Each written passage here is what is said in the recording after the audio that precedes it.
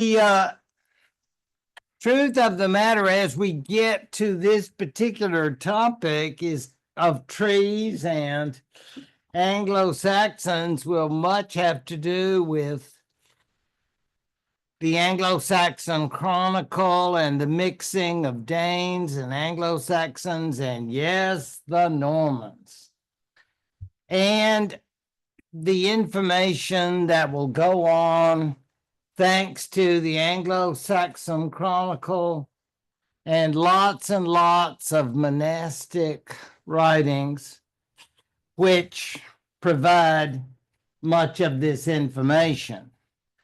As Frank indicated, there's not always an ancestry.com to go to or anything that one would like, but the information that he pulled up will be very, very significant thanks to the cast of characters. And I was saying to one of you, much of this will sound like the beloved series The Sopranos, and you think, could that be history? Yes, because sometimes people hurt the ones they love, and hurt them not in loving ways either, but ways that will bring, shall we say, people closer to eternity. And that was quite the case between Anglo-Saxons, Danes, and Normans. And all of this before that climactic moment when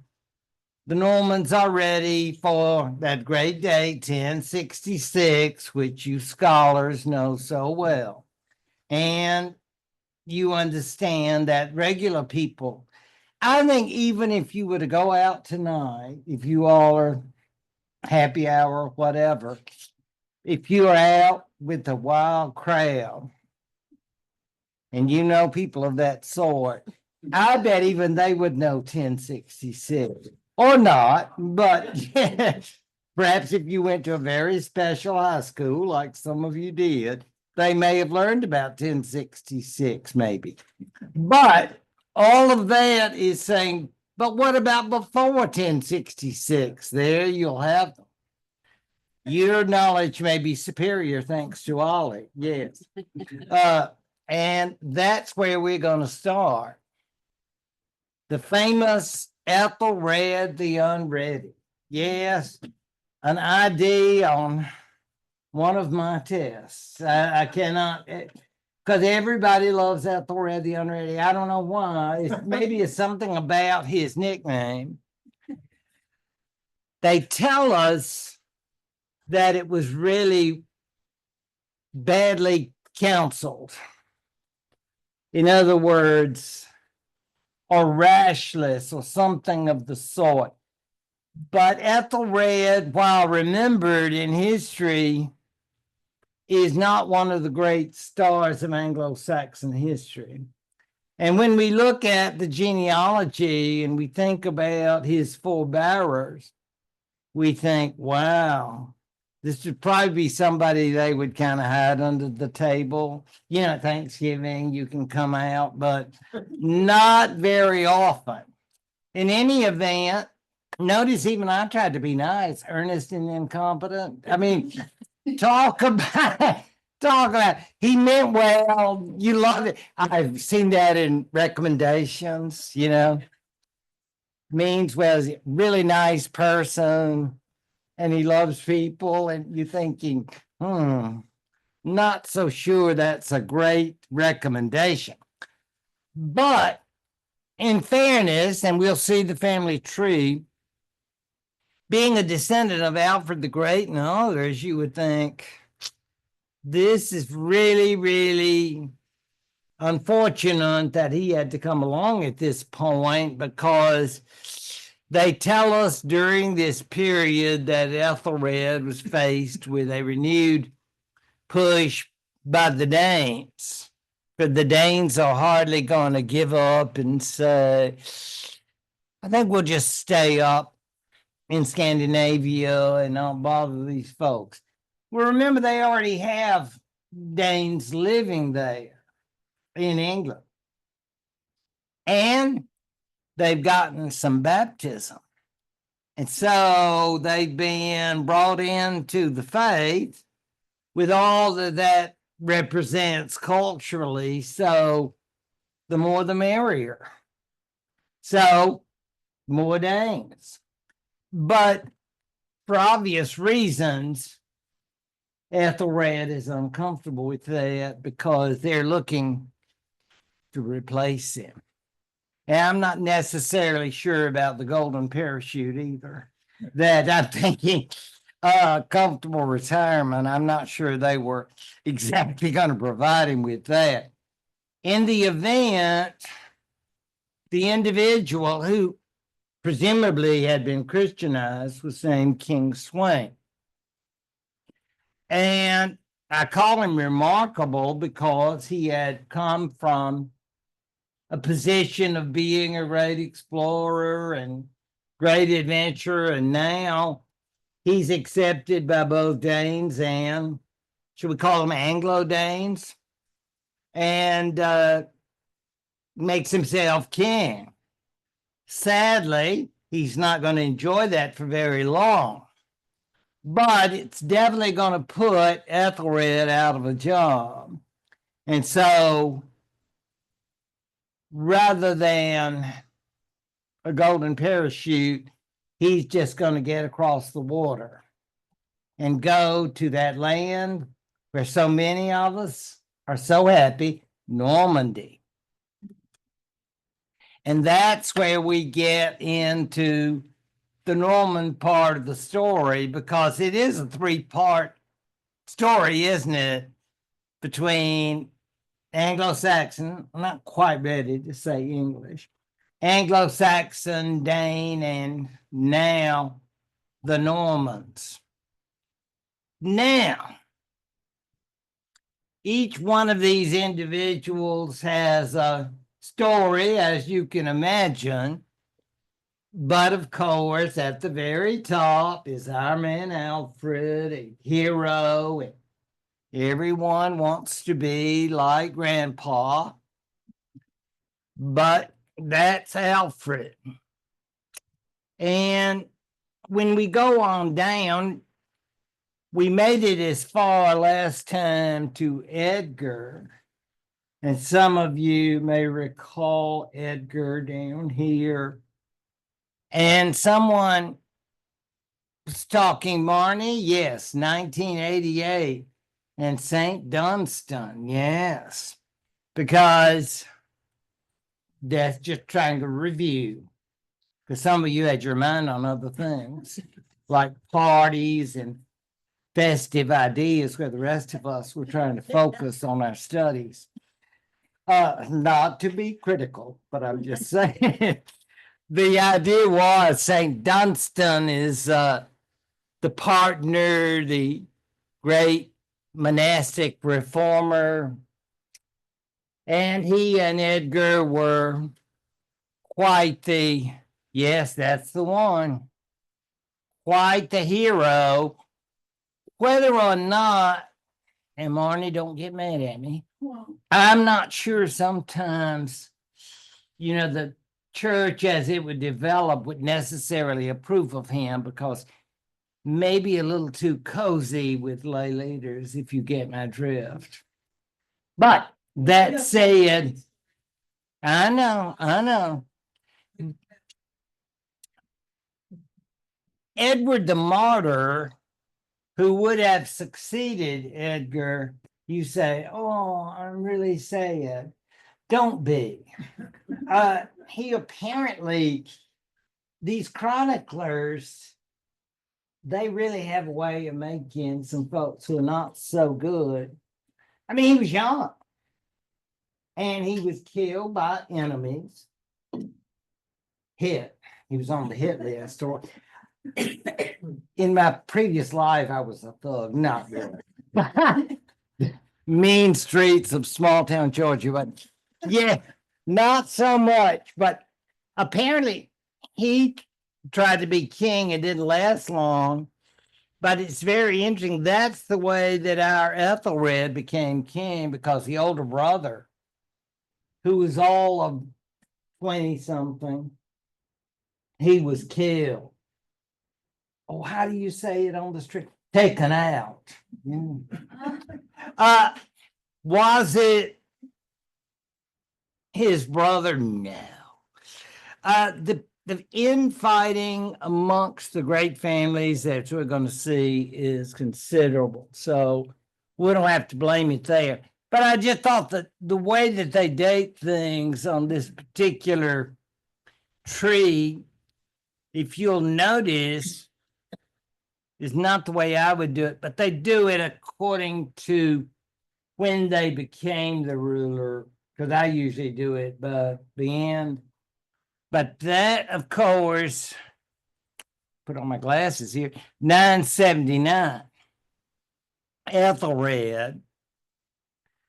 And then, as we will see, Ethelred will come back briefly from Normandy, and we'll go into that.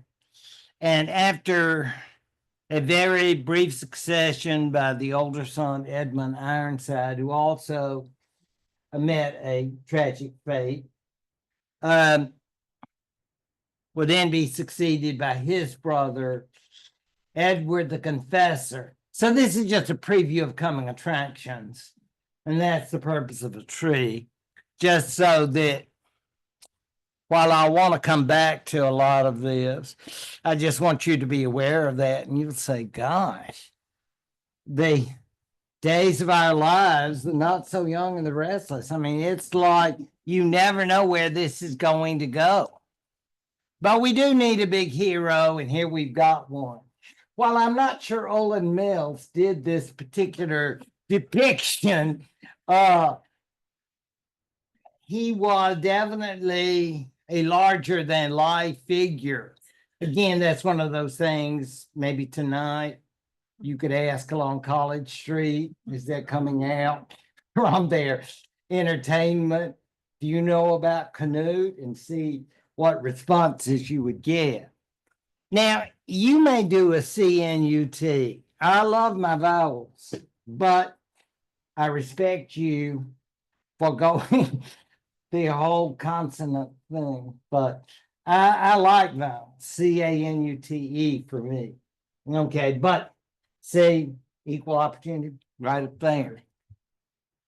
He was the son of King Sweyn, and yeah, you're probably going to think, I wonder if he was part of a conspiracy against the king. None of the sources seem to indicate. He's just the trusted lieutenant. And when the King Sweyn, who had come to England with great applause and acclamation by the Anglo-Danish population, you know, hometown hero and all that. Could you imagine? Well, he had a lot of excitement there, I guess, in his early days in what had been Wessex, I guess London maybe. But 1014, he's out of there, leaving behind this remarkable man as king. And so those of you of Danish extraction may say, oh, might have been. We could have been part of an Anglo-Danish relationship even today. I know, the what ifs of history, but please don't say up about counterfactual history. It didn't happen. It's not going to happen. I love Copenhagen. Don't get me wrong. We all love the aspects of the Danes, but we understand that we know what's going to happen. But in Canute's day, I bet there are a lot of people, and even among the Anglo-Saxons, who are going to be accommodationists. They're willing to work with him and say, maybe we misjudged the Danes. They seem to be a lot of nice people. And who knows? He gained a, I guess, could you say international reputation? Let's just say he was considered among the who's who of the Europe of that day without really understanding why. For example, he went to the inauguration of the Holy Roman Emperor. Again, see if you're people you hang out with, see if they know that. I bet I think you'll stump them there. That'll put you on the way home. Yeah, because they'll say, gosh, you beat us on that one. The Pope hung out with him. He wanted to talk to him and visit. They again, so thankful to the Anglo-Saxon Chronicle for all these little bits of lore that sometimes it feels a little forced. It's like, okay, so what does it matter? Well, it's just to say that he's just not you're just a Dane. Who cares what you think? He is basically a figure of international significance in that particular area. Is he a Hohenstaufen? No, 9. But he has some significance. And of course, who doesn't love Oslo? Norway, Denmark. And you say, we've got what did they say? I have a really full plate. I may have stress. Yeah, I'm thinking this man must have had a lot of stress. I would have had a lot of stress, even if I had the adulation he had. And I'm sure there was a lot of that. Now, he knew how to break eggs. I mean, I don't want you to think of him as just, oh, shucks, I just love people. I don't think that's so much. I think he's willing to hurt people when he needs to. But I don't mean to say anything bad about Danes. We love Danes. Bicycling around Copenhagen and all the rest, mermaid, But this is not this brand of Dane. These are different Danes. These are some really tough Danes. A lot of people who work out, not to mess with them. And Canute was really tough. Now, Ethelred tried to come back, but he died.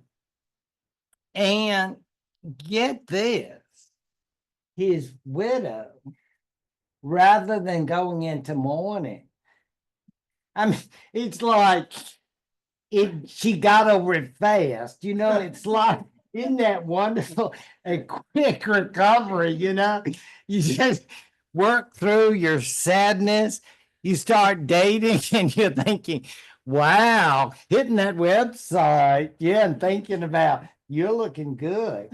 And I'm thinking, Canute, I bet you he was real eligible. Yeah. And so, you big Dane, I'm thinking I was really, he's thinking, we do it Emma, so we, sound, I think something like Igelfu or something like that, but never mind, he married his predecessor's widow.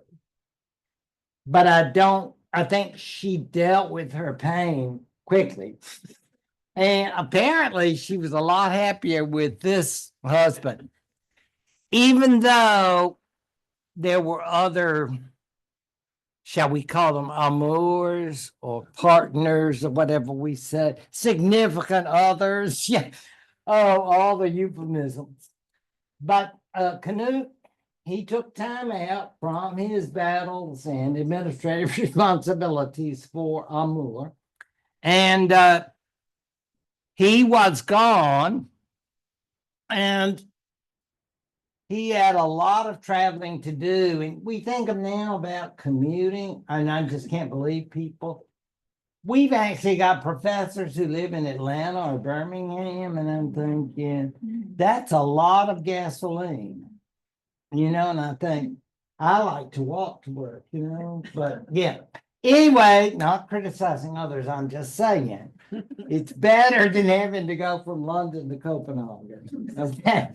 Because you're thinking about Canute. because even these lovely Danes or even the Norwegians may have been misbehaving at times. Because you know what happens when kings stay away and, and you say, we miss you, we love you very much. No, they can act ugly and they have to be disciplined. They have to get hurt. And that's exactly what would happen, because then on these long absences, he will begin to set up a system that we call these earls. And that's how the term comes about. They had been the old, remember the heptarchy, those kingdoms? And now they're all brought together. And now we're going to have a Canute person who are often, remember Vichy France, collaborators. Yeah, I know, that's ugly. I mean, they are Anglo-Saxon, but they'll say things like, yeah, we've heard so many good things about Copenhagen. And you think, really? They know how to kiss a cheek or two. Yes, indeed. So these earls were actually Anglo-Saxon, but that's your administrator for you, whoever's writing the check. Dental care, free eye appointments. Yeah, it's all of that we want when we work for somebody and, rule Britannia. But you understand then that he's having all these people who are loyal to him. And I think it's a personal sense of loyalty, because basically they're thinking, if we're not, and when he gets back, it won't be a happy homecoming. So we don't know the exact details, but apparently it worked pretty well. I mean, it's like, you remember the Persians and Cyrus, and you're thinking, you always have to keep these folks in line. Satraps, you have to know, because they will start saying, Junior, someday all this will be yours, and all that, building colonies for themselves. So Canute must have had his share of problems of his earls actually trying to take power, but knowing that he was coming home, well, coming back, I should say, from Denmark and Norway. I can't imagine the amount of travel, though. I mean, when we think about planes and liners and today's travel, and think about this and think about all of that, it would have make many of us stressful. Especially thinking that when you get back, it's not like everybody's going to say, God, we've missed you so, Canute. Because some of them have been ugly, creating rebellion, stirring up trouble. Even though RateMyDane.com, I mean, they love, by and large, he had great respect. I would even say the fear factor. And you know what Machiavelli says? It's good to be loved, but better to be feared. And he was feared, and some people had to die to enforce that. Yeah. So I'm not going to say his hands were clean, because people all over his, shall we call it, the Anglo-Danish Empire, may have experienced a certain amount of violence during his period. But his regime came to an end in 1035 with his death, and the Anglo-Saxon Chronicle does not give his immediate heirs what I would call a good press. And again, it's very hard to understand sometimes when they tell us these things, and you think, are they just saying this because they want us to take a more of a Norman or Anglo-Saxon perspective. Let the Danes rot. But whatever the case, he died, and you notice I just called him worthless. That's really harsh, isn't it? But oh, another tree. This is a better tree though, because this is more like what I call a store-bought tree. This is probably something you get at the British Museum, something of the sort. Now, you see Canute, and you see the crown. And there's, again, just to remind you of Edward the Martyr. And you say, well, has he been canonized? Can I start the proceeding? No. It's a no-go. No chance, okay? But we just call him the martyr, but I think it just a hit from the mob. Very young, as I say. There's Ethelred the Unready, fully counseled, if you would. And you see Edmund Ironside, who apparently was also slain. Involuntary departure, and not with any health problems. He was quite young, but he was gone, and you see where that's going to lead to our major topic for today, Edward the Confessor, who is a fascinating character. There's Ethelred, there's Canute, and there's Emma, happily married, who had gotten past whatever deep feeling she had for Ethelred. Because, I mean, remember, Ethelred had ended up at her father's court in Normandy. And you think, well, that would be great. My dad, my husband. I mean, I'm sure they will be good friends. Not so much. I think it was a very, very difficult situation. And all of this then is to say that she was now married, and she was quite an operator herself, no doubt about that. She was very happy, so the sources tell us, as Canute's queen.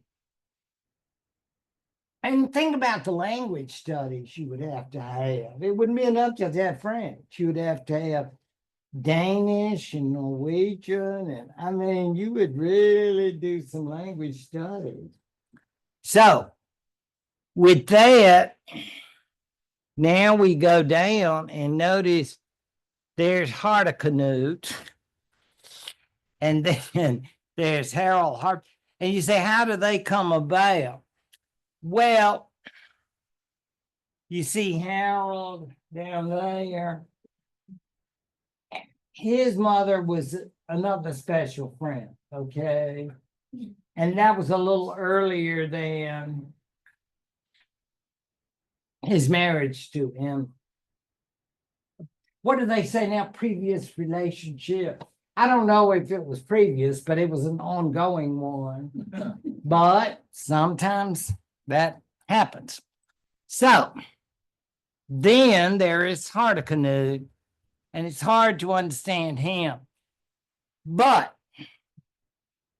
I'm not sure how significant they are. I think what we want to see here is that both don't survive. Yeah, that's our great concern with them.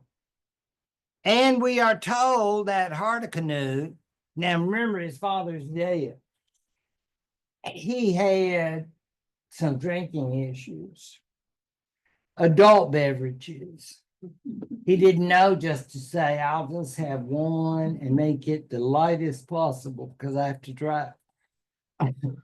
Not speaking of anyone in this room, I'm just saying, if there are people like that, you'll understand. According to the Anglo-Saxon Chronicle, he was brought down by the Lord. You know, he was out maybe knocking it back, at some sort of party. And yeah, and so the Lord said, "You're out of here." So that was the end of him, and you think, but procreation. Apparently not. Apparently he was too busy with drink, harsh drink. But those two are out of the way, and that's convenient for Anglo-Saxon Chronicle, because now, where do we go? Well, you see him, Edward the Confessor. I mean, it's like, again, I told someone about, it's like you watching some sort of mob show and you watch them kill each other off, and then suddenly there is one. So you now down to, and I know you're excited because you see it, the bottom corner, you see William the Conqueror. I get that, but you have to wait. We have a long way to go. You say, but we don't have that many years. Yeah, but I have a lot of details. So you have to let it go. I know.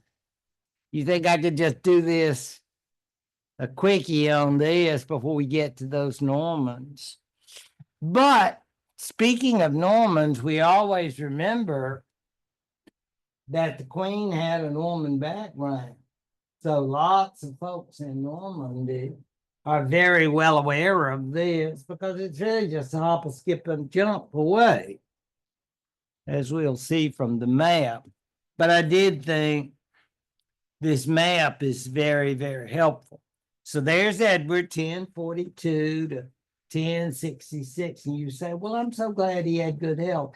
Well, I'm glad you're glad, but I'm not sure everybody was glad, because he was not successful.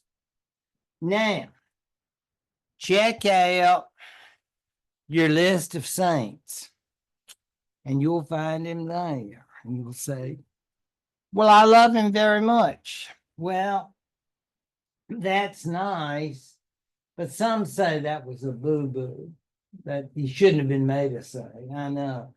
That would hurt, I guess. But the standards for sainthood are quite different nowadays than they were back then. I think you will agree. So Edward is called the Confessor because, of course, his faith. And we will see that he was basically very significant in the coming of the Normans. In a few decades, I promise, they'll be there. And here he is. See? He's all duded up, and you think, I wonder how well he was in his Anglo-Saxon history, or probably not very much, because he lived most of his life in Normandy. Have you ever thought about that? That's very weird, isn't it? He and the family, when he was a boy, had to move over to Normandy thanks to Ethelred, non-golden parachute. Yeah, have to go live with father-in-law. And so, your father's a failure, don't you? Not good Thanksgiving meal. Yeah. So you get the idea, though, that all those years, because he didn't become king until he was in his 30s. And most of these kings are dead by then. Yeah, I know it. Get to 35, 36, out of here. But in this case, he had lived all those years. And I guess after his mother married Canute, they came back. And it's hard to understand what that relationship was like, but I'm going to venture to say it wasn't good. In any event, it's very interesting that Hardicanute And again, just get one more for the road, he said. And then no more heart attack. Yeah. So we understand then that the so-called Edward the Confessor was a king by accident in so many ways. And he probably had to take lessons in, Anglo-Saxon 101 or how to get along with these people and think, because this isn't like Normandy, and all. It's a very, very strange position because we think of him as being so Anglo-Saxon, but I'm not so sure. Certainly by language, but we all know how much environment is involved in our cultural outlook. So he becomes King of England by, I would call it default. Who else is going to get it? He is. Did he want it? Well, I guess so. Doesn't say in the Anglo-Saxon Chronicle, but king, divinely chosen, saint to be. Saints do what you have to do. I mean, they carry out their responsibilities. So we're going to see that at 36 and taking lessons in English, taking lessons in how to act like an Anglo-Saxon. Because remember, we want Danes to love us too. We've got those Anglo-Danes over in the eastern part. The idea is going to be very, very challenging. So one of the earls say, I want to help you. Always be afraid when people want to help you. Ask, what do you want? I mean, I know that sounds ugly, but I don't mean it. But sometimes what would happen, of course, is the fact that he is going to get married and you say, oh, that's beautiful. We think of joy and marriage and family. I know. But in this case, we're thinking about power, control, and some really wicked people. So I think that'll be a good place for us to start. Certainly is. Yeah. Okay, it would be 321 return, please. Oh, yeah. Yeah. Sure. Janet had something really important to do that Kicklighter. She had to get her hair done. Yeah. She chose. That's a terrible excuse. Well, it's important because she had to get all her gray out. So, it takes, Oh, it takes like a month. That's your personal grades. I don't think we want to talk about gray hair. Gray hair is beautiful. I'd rather have gray hair than no hair. Yeah, I mean- I'd rather have, at least you got something to go great, I mean, it's great, yeah. But she said her good, she hates to miss 10 seconds. Which she said she would come back next time. Yeah. Without any praise. But it'll be beautiful, whatever. I'm sure it will. Yeah. Make the gray go away. Yeah, she or don't she? There's Simon. Oh, yeah, here it is. Make fish red. Claro. Oh, my God. Well, the goblins are kind of like Woodville thing. Yeah. Yes, very nice. Yeah, the Woodvilles. I just have a book called The Brothers York. Richard and Oh, Woodville. Boy, you talk about some manipulators. Imagine their Thanksgiving. Oh, and the nepotism, that film. Oh, yeah. So. Can you imagine? You need another archbishop. I've got some available. That's some open. No interviews necessary. Well, you know, just pay on the dotted line here. Yeah. I guess it's amazing when you think about history. These elements, yeah, those guys, you know, it sounds like. Somewhat, yeah, and, you know, when you, I read a book about it, she said, you know, in fact, They're all built on the gods. Yeah. no one recalls. Oh, you know that book? No one recalls William the Conqueror, William the Bastard. Everybody, you know, about half the time, the first one we called him William the Bastard. Right, well, he was illegitimate, but, That name's kind of gone out of fashion, I guess. well, I I don't don't know why, you know, is that really nice? You know? Yeah, well, I guess You know, Well, it depends on. it's kind of judgmental, I suppose. Well, I mean, Yeah. what did you better like William the Love illegitimate? child, Yeah, it's just all about separation. Yeah, he was just a boo-boo and that happens, but. I guess that's kind of judgmental, yeah. Well, it's got probably more, you know, serious connotations today than it does. Yeah, then. yeah. Well, they didn't talk, I mean, it's just, I don't think that is important, because he got his legal rights. I mean, he got what he got, nobody said he did. I mean, it would become important in some other cases, but. Jan knows a lot more Wait, than it's I'm the like, bad- What's that, you know? this whole period, Jan. Oh, yeah, she was telling me about Alfred's son, and it's interesting, but I'm just trying to stick with this. Yeah. Ready to move on because, you know, I've got a second. Yeah. Well, you gotta wrap it up. We gotta get, the, you know, the Earl's demise. Alfred, the whole Anglo-Saxon thing never interested me that much. I don't know why. It's like, I like the Romans and then skip the Normans, kind of skip the whole line. I don't know why. It's like, Well, I hope that, yeah, I don't know I don't why. know, I'm a big mean guy myself, you know. because you two are venerable, that's why. Yeah. You both have, you have a lot in common. Maybe it was just because of my bias against the church stuff. Maybe that's what it is. Not bias, but. Now, you refer to it as church. I'm just.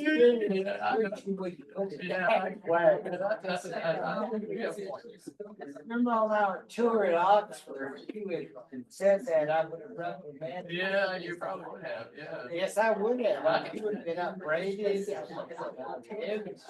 Church. We went to a lot of, people. We did, and I had one, seen one. That really, I can't express my anger. For some reason, I remember Worcester so much. When he wished me to.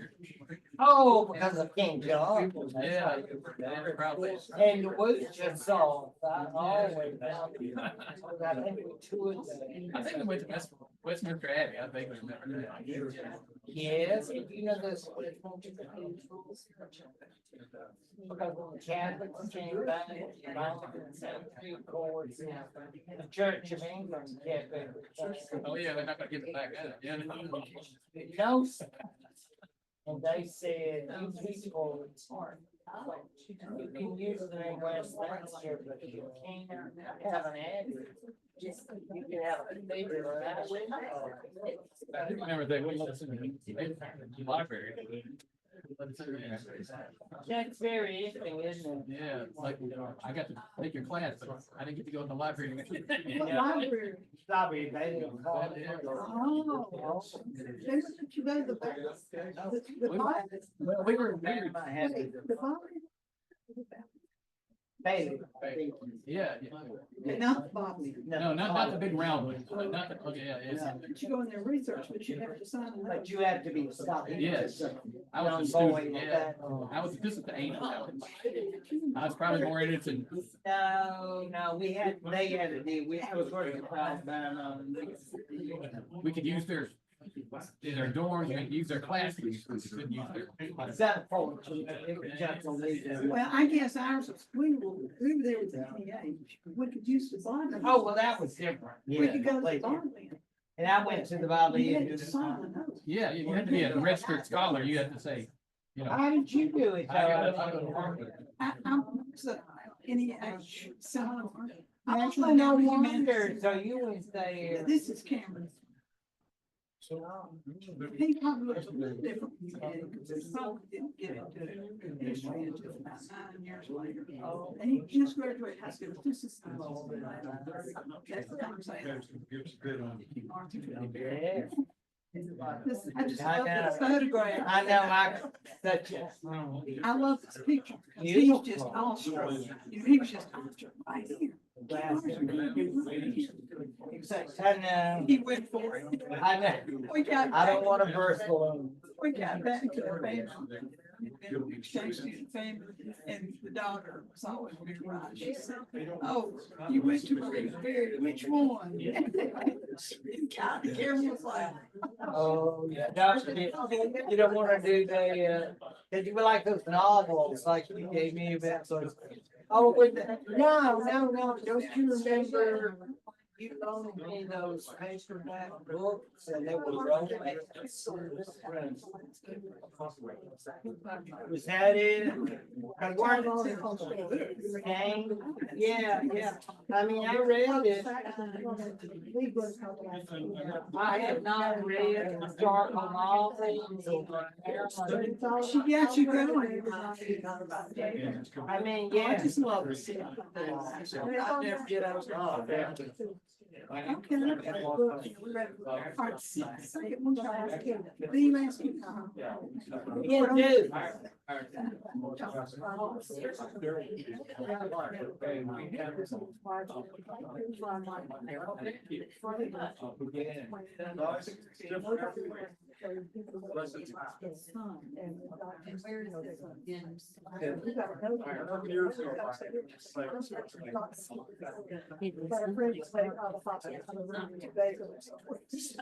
Oh my God. I'm going to romanticize all this and you bring out reality, yeah.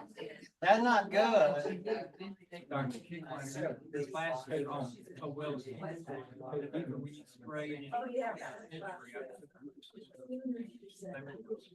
Waiting at the danger, yeah.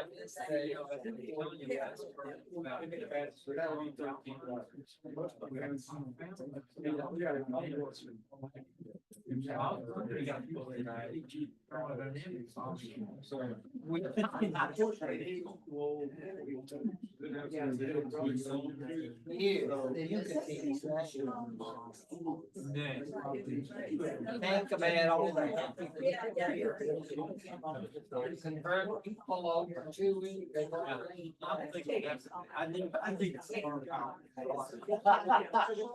God, I'm thinking about.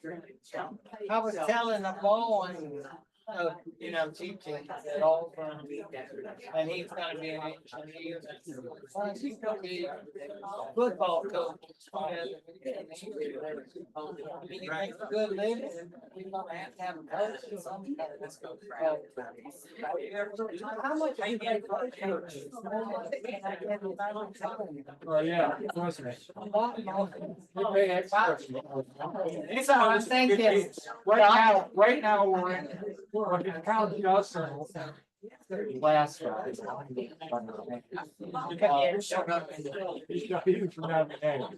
We're in for about 35 million.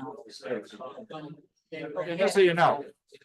All right, are we ready? Okay, gang, let's all go back to class. Welcome back. I won't sing the song. oh.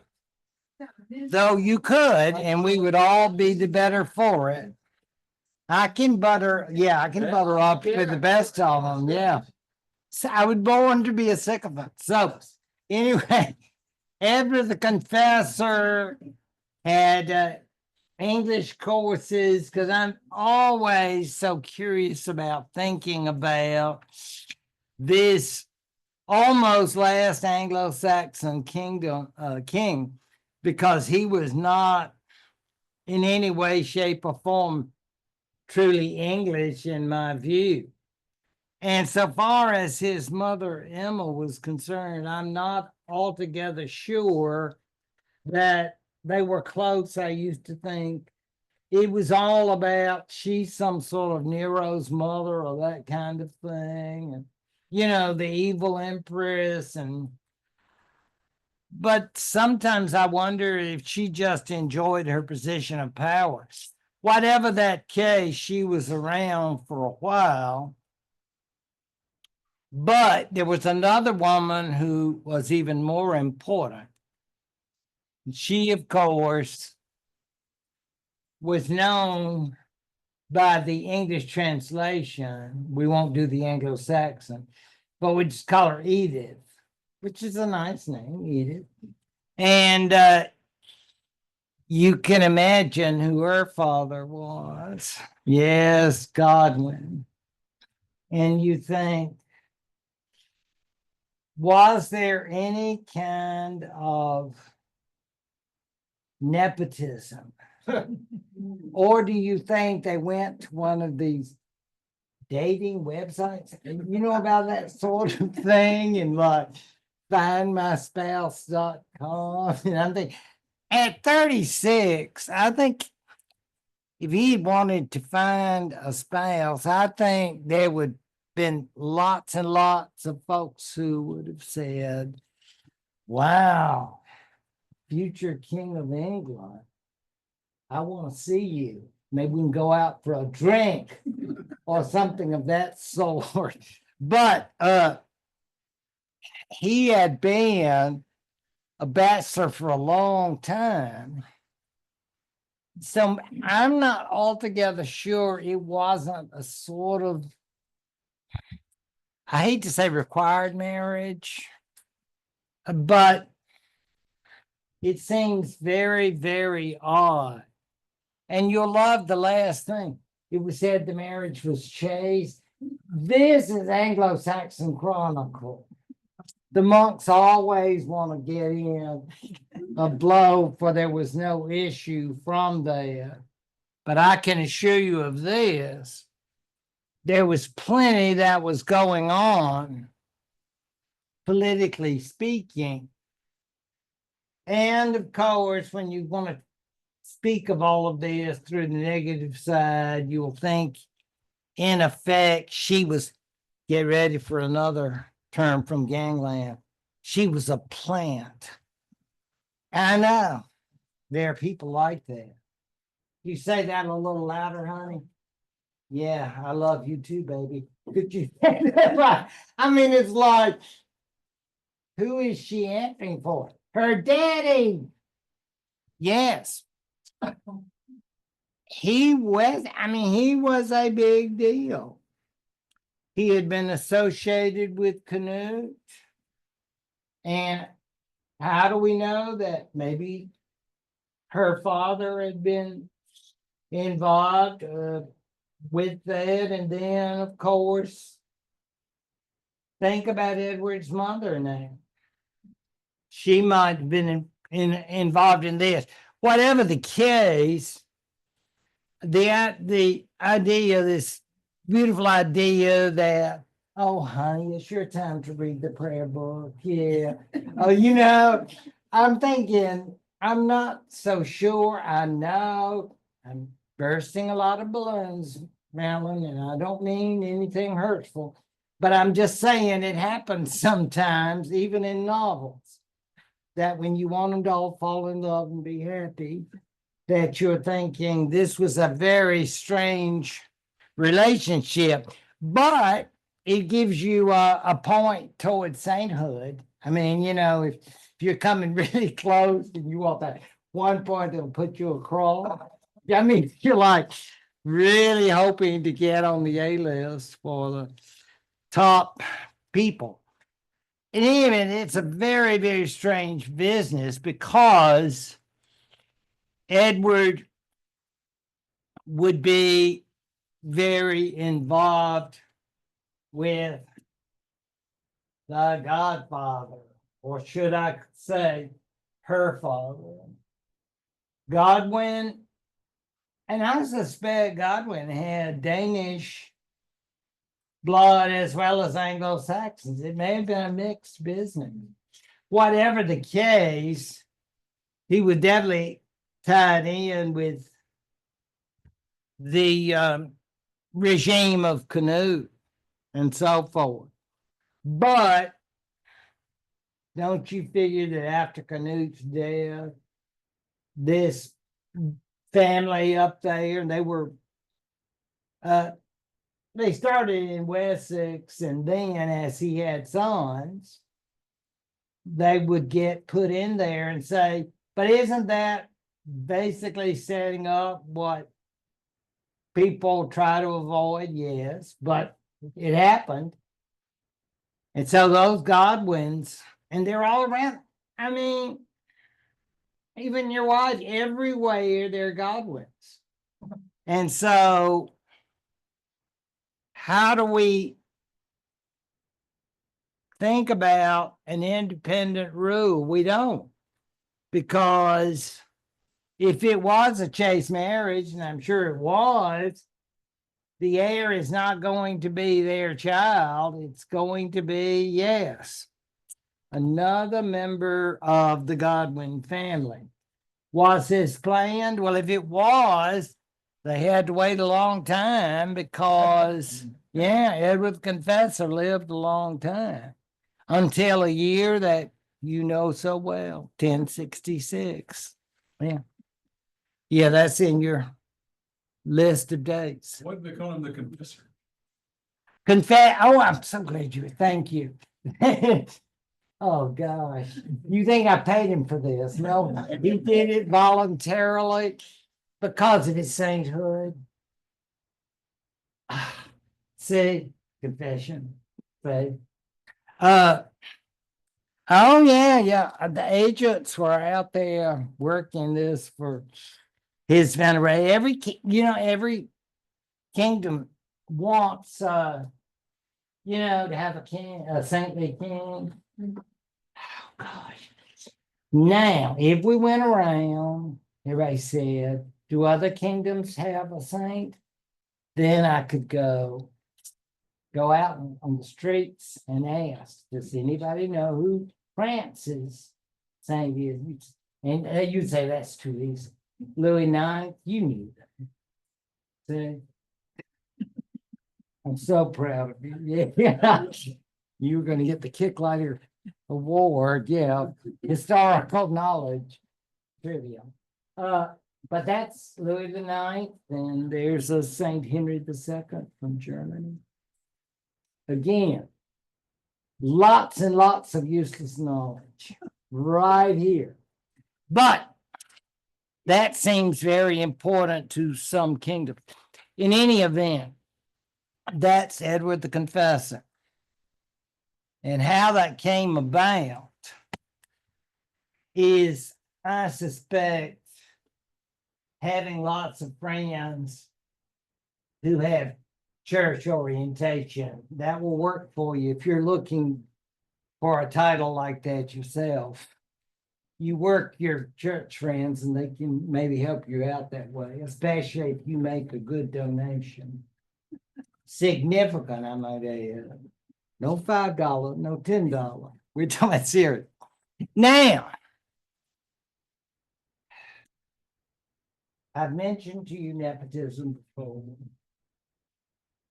but I've also mentioned to you favoritism and other bad words, pluralism. You say, none of this makes me feel comfortable or happy.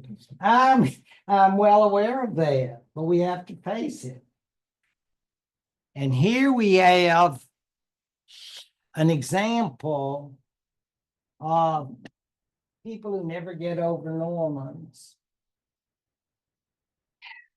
He was in England, King of England, and I'm sure his wife, not to mention his father-in-law, brothers-in-law, they were all saying, we love you very much, et cetera, et cetera. We need for you to, as we would say, to sign right here. We don't want you to bother, you have some other hobbies and things to do. But basically, he decided to get a little independent because he had this old friend who was, in fact, a Norman bishop. a beautiful place. You might have been there. Some of you traveled in Normandy. Jumièges, it's basically the site of a famous French abbey. And of course, you know, that was all ended by the revolution, sadly, but the ruins are there and it's worth a visit if you're in Normandy and interested in ecclesiastical history. In any event, he and other Normans had, I guess you'd say, a special relationship with King Edward. So King Edward decided to select him as the new head of the English church. And you say, well, his interviews went well, his resume, did he have a good goal-setting program? I don't know about saying, but I do know that having the king on your side goes a long way to make up for not particularly good interviews. And he said, I need you, I want you very much. And that's how he became the Archbishop of Canterbury. And boy, there are some people who are irritated, irked, dare I say it, mad. And why? I mean, if this is the best candidate, can't we all get along? Can't we all be at? No, because we want our candidate. And this is very, very irritating. There were other issues, including, I mean, every night, I'm sure she was looking at him and saying, why can't you be nicer to my daddy? And you know, I'm like, dear, I'm trying. Let's have another prayer. Let's pray. Let's look at our prayer book. And I don't know what they were saying there, but whatever it wasn't going over well. So probably needed marital counsel. But it wasn't a happy union. And so finally, 1051, you don't have to know when. In 1051, he sent them all packing, including the queen. You're out of here. Your daddy, your brothers. And you think, did they go quietly? Oh, no. It's like, gosh, if we can't get along, maybe it'd be better that we go live in France. You just be here. We love you, confessor. Good. You keep on confessing. No, indeed. They had plans. And those plans, and believe me, it wouldn't last long, a few months, really. They were back like a plague of locusts as the Bible would have, in 1052. This time they are planning to stay. Jim, you compared them to the Woodvilles, and you may remember them from the 15th century. And I mean, these folks, they're ready to get some nourishment. Eating there at, they think, we can do this. And it's very, very interesting. I mean, they used armed force, but whatever it took, this family was willing to do it. And said, oh, honey, I missed you. I love romance. Not really, but in a way, you can really guess that I don't see this so much. Maybe a nice prayer book or share a chaplain, but I'm not thinking they're going to marriage counseling sessions and how can we love each other more. But I'm just thinking that she had her position, and we know what's going to happen. Robert's tenure is somewhat like a football coach. It's short and not so sweet, yes, because he is basically just dare I say it, Norman minion. And you say, well, that's hurtful. I meant it to be because, I mean, he's just there because the king wanted him, because I'm thinking he was a yes man. And now, an individual, and I'm going to just call him what he was, a pluralist. Yeah. Not that he was the first. Marnie St. Dunstan was a pluralist too, but we have to get past that and understand that Dunstan was the saintly sort. Stiggon was not so much saintly, but he was definitely an ecclesiastical adventurer. You know, he liked these titles because remember, each title, there's a check in the mail waiting for you because, gosh, I meant to, run by there and see how things are going. Maybe next month, but that check is coming in anyway.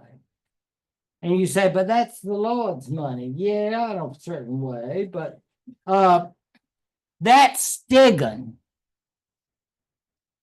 And Stiggon was, what would you say, an Anglo-Saxon puppet of the goblins? So sometimes when you want your own archbishop, you got to choose one from somebody who's already a suck up. And Stiggon was definitely in that category. And Bishop of Winchester, talking about nice checks coming in. Yeah, very, very nice indeed. If you are both Bishop of Winchester and Archbishop of Canterbury, and you think, maybe you could step down and say, I'm just going to give the rest of that money to charity to help the poor and the hungry. I know it sounds nice. It didn't happen. Stiggon, pluralism means more, bigger checks. And Stiggon was getting it. So all of this allows him to become Archbishop of Canterbury. And if you are King Edward, what does that leave you? Well, it leaves pursuing other interests. That's exactly what it means, because it's always going to be very, very good to have other hobbies. And he had a nice one. He was interested in cathedral design. He didn't have a degree, but he was interested in architecture and that sort of thing. So, now here's another question you might want to ask on the streets if you're out. Who is responsible for the design of Westminster Abbey? And many will say, gosh, I'm not so sure about that. That's a real brain twister. We all know it was Henry III. And that's because you're very educated. Wasn't Christopher Wright? Oh, please, it's my people. Yeah, very medieval. St. Paul. But anyway, back in the day, long before that 13th century, the original Westminster was done in the style of Romanesque on a design approved by Edward the Confessor. And now you know. Not that many people wonder, but I'm just saying that is an interesting little fact. And I do mean little. But that's what he had to do, because every time he tried to get involved in government, they say, we would like to talk to you about appointments of bishops and abbots. No, nobody comes to him. There are no more questions. It's just a matter of, they get annoyed, I think, because he breathes every day. Yeah. That can be a real drag for this family. And I'm definitely not thinking that any kind of marriage counseling is going to bring him and Edith together. chastity or no chastity. I think that is a done deal. Until, of course, 1066. Now, I know you're getting excited. Every time I bring up that date, you begin to think about it.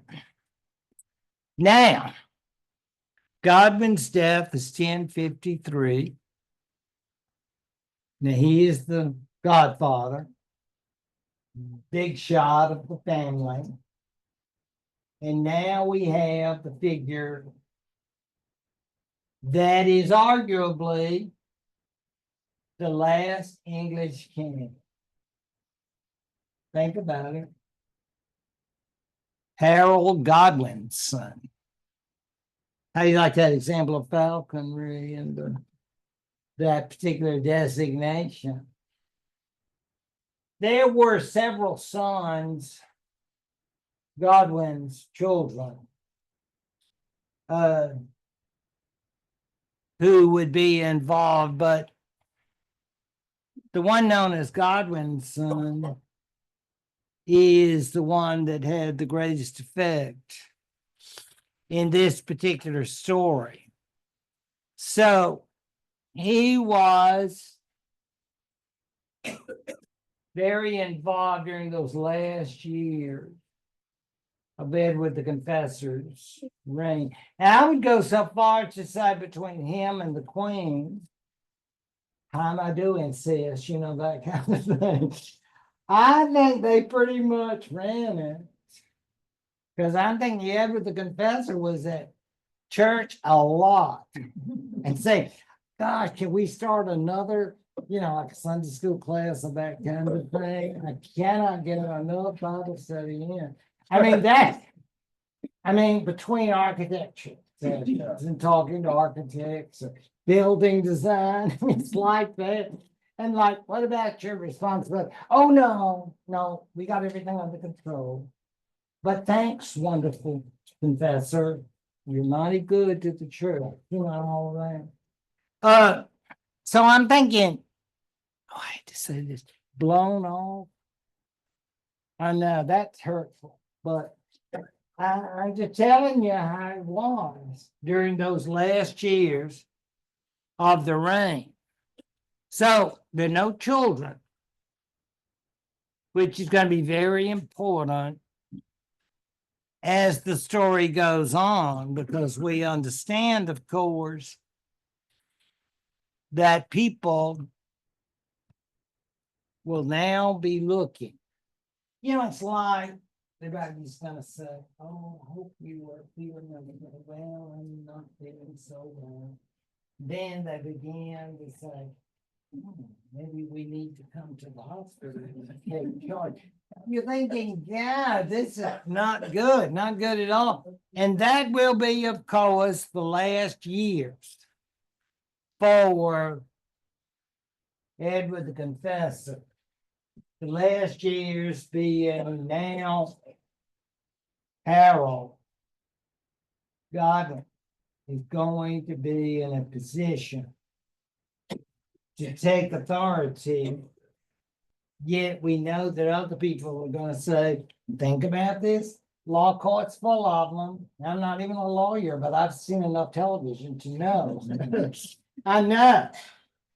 Try to stay away from reality as much as possible. But I do know that it's full of folks fighting over estates and that kind of thing. Because lawyers do well. I know, yeah. A lot of them are history majors too. So that's how I know. But I'm serious here that as far as he was concerned, that man did not have a peaceful day where he said, gosh, everybody just loves me to death. Because he's viewed by many as kind of a usurper. And of course, that can be very hurtful.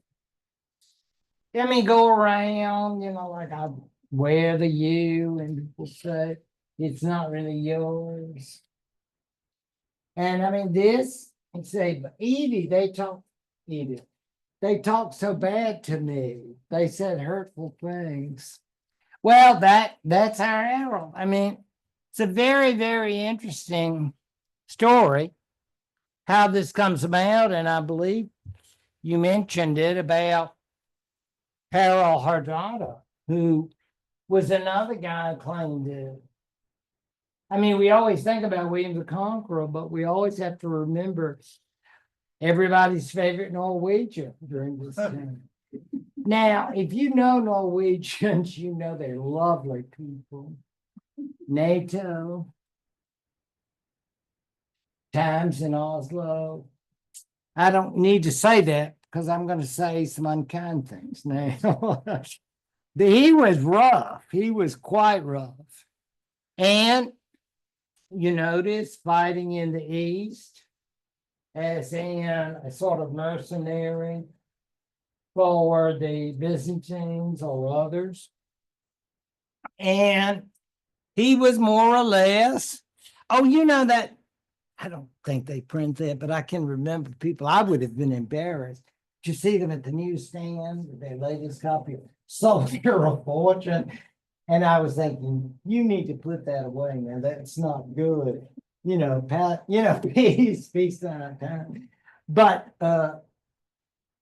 he would have loved, he would have had a lifelong subscription because wanted bloodthirsty troops for battle. And he was running around. Who doesn't like each other? You need me? I can fight. Did that? Yeah, available. Want ads. So that's him, Harold Last Viking, he was called. So Norwegian, Danes. So he was up for this. He had heard about at St. Edward's, as he will become, health issues. And rather than dropping off flowers or a Hallmark card, he planned to really take over if he could. Because, of course, like many another, he was hoping to take over authority. By what right? Well, I guess Norwegian, and if you go back far enough, we have trees. And yeah, I tried ahead those Scandinavian roots. I love Uncle Canute or whatever, it's cousin Canute, whatever. But you always find a relationship. And then, of course, there's always king by conquest. If genealogical claims won't work for you, you don't have any trees handy, you can always just take power. So he had lots and lots of opportunities. And all of this is going on again in 1066.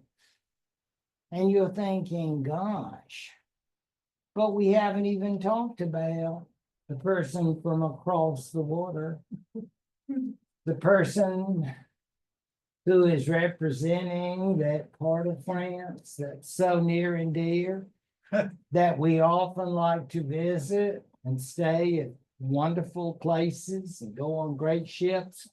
It starts with an N, has 3 syllables, and I bet they know that on the streets. Normandy.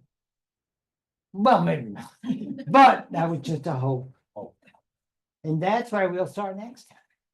So thank you all.